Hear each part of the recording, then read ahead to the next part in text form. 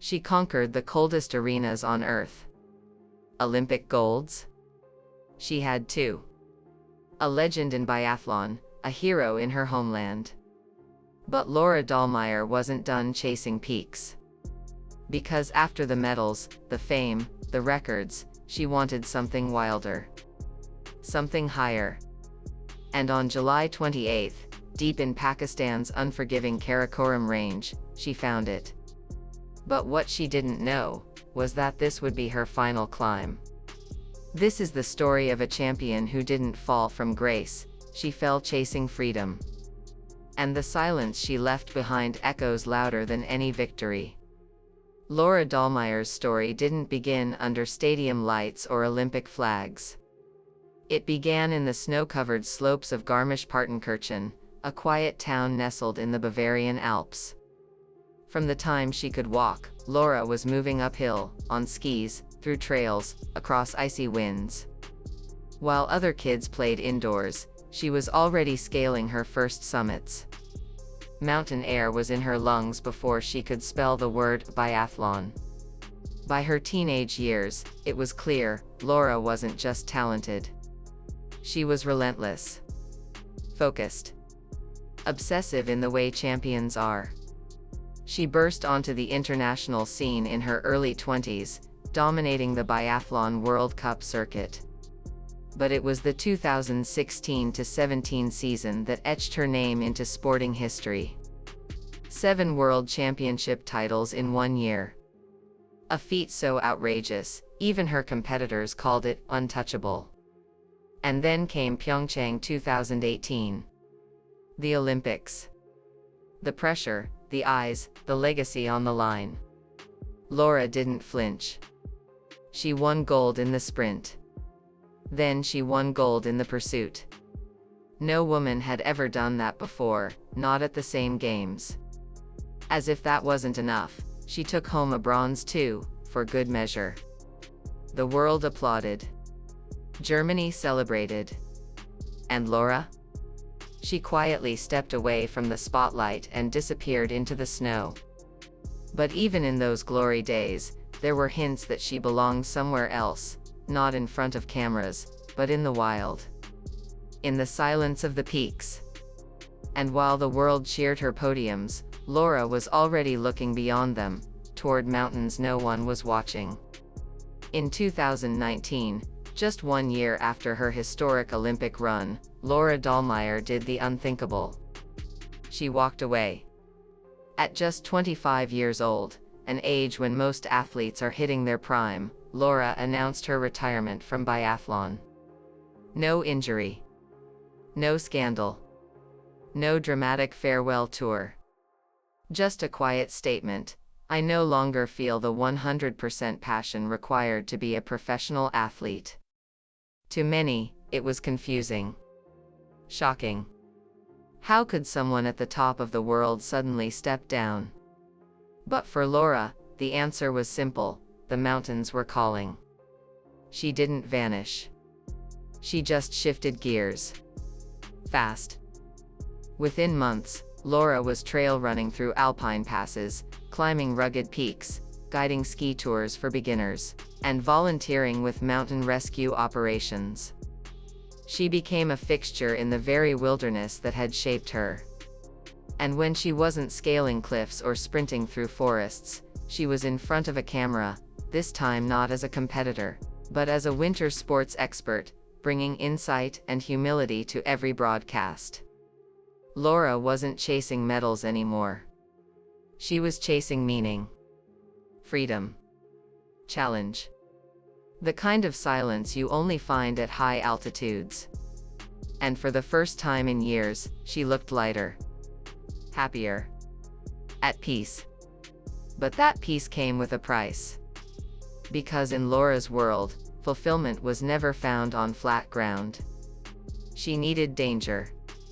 She needed altitude. And the higher she climbed, the closer she came to the edge. By the summer of 2025, Laura Dahlmeier had once again slipped quietly out of the public eye, this time to a place few dare to go, Pakistan's Karakorum range. Home to some of the world's most daunting peaks, including K2, the Karakorum is more than a mountain range, it's a test of will, grit, and survival. Laura arrived in the Gilgit-Baltistan region at the end of June, not for press or glory, but for pure pursuit. Her goal? To summit two of the region's most formidable mountains. And in typical Laura fashion, she didn't start small. Her first conquest, the legendary Great Trango Tower. With vertical granite faces and treacherous ridges, even seasoned climbers hesitate before attempting it. But Laura made the ascent, quietly, efficiently, with the same quiet intensity she brought to the Olympic course. No fanfare. Just footprints in the snow and a calm smile on her face. But Trango was just the warm-up. Her attention soon shifted to Laila Peak, an elegant but deadly summit standing at over 6,000 meters. Known for its razor-like ridgeline and impossibly steep drop, Laila is both a climber's dream and nightmare. It's rarely attempted. Even more rarely conquered. But Laura wasn't looking for safety. She was looking for the edge. Together with her mountaineering partner, she began preparations. Training at high altitudes. Mapping routes.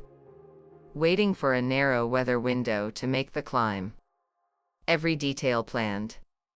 Every risk measured. But what she couldn't plan for, what no climber ever can, was what the mountain would give, or take.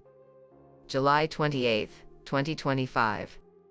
It was around noon when the mountain made its move. Laura and her climbing partner had reached approximately 5,700 meters on Laila Peak, a brutal altitude where the air thins, the weather shifts in seconds, and every step feels like a fight. They weren't summiting. They were descending. And that's when it happened. Without warning, a sudden rockfall thundered down the mountainside. It was fast. Violent. Unforgiving. Before anyone could react, the rock struck. Witnesses later said it was over in seconds. Laura was hit directly. There was no time to shout. No time to scramble. Her partner, miraculously unharmed, could only watch in horror. Trapped in the remote Hush Valley with no immediate way to call for help, her partner sent a distress signal. A recovery mission was initiated, but conditions were brutal. The terrain was treacherous, steep, and constantly shifting. Every minute lost was a minute the mountain claimed. But even in those desperate early hours, one thing was clear to everyone involved: the accident had been fatal. There were no signs of movement. No signal. No hope of survival. Laura Dahlmeier, Olympic champion, fearless mountaineer, daughter of Bavaria, was gone. Instantly. Silently. The mountain that had drawn her in with its beauty had answered back with its fury. And just like that, a legend's final chapter had been written, not in a stadium, but in the cold, crushing silence of stone. As news of the accident reached authorities, a full-scale recovery effort was launched. But the mountain wasn't finished. The weather turned fast, clouds swallowed the peak, visibility dropped to near zero, and fierce winds howled across the ridgeline. Helicopters were grounded. Rescue teams were stranded. Every hour made the mission more dangerous. And every expert on the ground knew the truth: Laila Peak wasn't going to let go easily. Despite the treacherous conditions, a helicopter was eventually able to fly a brief reconnaissance mission. What they saw confirmed the worst: Laura's injuries were consistent with an immediate fatal impact. The rockfall had left no chance. Still, the instinct to bring her home was strong. But then something unexpected happened.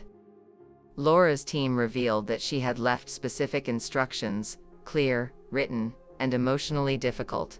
If she ever died on the mountain, no one was to risk their life retrieving her body. That was her final wish. No heroics. No dangerous missions. Just peace. Just rest. Her family, heartbroken but resolute, agreed. On the evening of July 29th, the operation was called off. The mountain would keep her. Not as a symbol of tragedy, but as a monument to the life she chose. A life of extremes. Of integrity. Of devotion to the wild. Laura wasn't afraid of the mountain. She had always understood what it demanded. And now, she became part of it. It's rare for someone to plan for death with such clarity. But Laura Dahlmeier had always lived on her own terms, and she intended to die that way too. Long before this climb, she had written it down: if an accident occurred in terrain too dangerous for recovery, no rescue team was to risk their life retrieving her. No helicopters. No climbs. No search parties. Just let her rest where she fell. It was more than a precaution. It was a philosophy. To Laura, the mountain wasn't a backdrop, it was sacred. A place of purity, silence, and risk. She believed that anyone who chose to step into that world had to respect it fully, even in death. Her family knew this. Her partner knew this. And when the decision had to be made, they didn't hesitate. Painful as it was, they honored her wish. They chose principle over closure. Integrity over impulse. So Laura Dahlmeier remains on Laila Peak, still, serene, and surrounded by the very wilderness she loved most. There was no funeral procession. No solemn return home. Only the sound of snow brushing stone, wind curling over ice, and a legacy echoing through the world's highest places. Because in the end, she didn't just live with courage, she died with conviction. And the world, watching from far below, could only whisper one thing: she meant it. Every word. Every step. Every summit. The news hit hard. Across Germany and around the world, tributes poured in, not just from fans, but from those who truly understood what Laura Dahlmeier meant. She wasn't just an athlete. She was a force. A symbol of grace under pressure. A woman who rewrote history, and then quietly walked away from it. Germany's Olympic Sports Confederation said it best: she was more than an Olympic champion, she was someone with heart, attitude, and vision. The International Olympic Committee echoed the sentiment, calling her achievements historic and unforgettable. And from her home state of Bavaria, Premier Markus Söder delivered perhaps the most personal tribute. Laura epitomized her native Bavaria in the best sense: ambitious and successful, yet always humble and close to her homeland. But it wasn't just her medals that people remembered. It was how she carried herself. Even after retirement, Laura stayed active in the community. She guided skiers, volunteered for mountain rescue teams, spoke to young athletes, and used her platform to promote environmental stewardship in alpine regions. She wasn't chasing attention, she was leading by example. She showed the world that greatness isn't just about records. It's about purpose. And now, with her final climb behind her, Laura's legacy feels even larger. Not because of how she died, but because of how fiercely she lived. Because she reminded us all that life isn't about comfort zones. It's about pushing beyond them. Again and again. Until your story becomes legend. Laura Dahlmeier didn't just chase mountains, she became one. Her life was a rare blend of precision and passion, discipline and danger. She conquered Olympic podiums and vertical cliffs with the same quiet determination. And when the world tried to keep her in a spotlight, she chose the shadows of peaks instead. What makes her story so powerful isn't just that she reached greatness, it's that she walked away from it to seek something even harder: freedom. Real freedom. The kind you find in cold winds and unmarked trails, where there's no audience, no medals, just you and the mountain. In the end, Laura didn't lose her life, she gave it to what she loved. She died where she felt most alive. And that's not tragedy. That's truth. So when we remember Laura Dahlmeier, we shouldn't just see a champion in a racing bib. We should see the woman who stood at the edge of the world and dared to go further. Because some climb for fame. But Laura? She climbed for meaning. And now, somewhere high above the clouds, she's part of the very peaks she once pursued. Forever.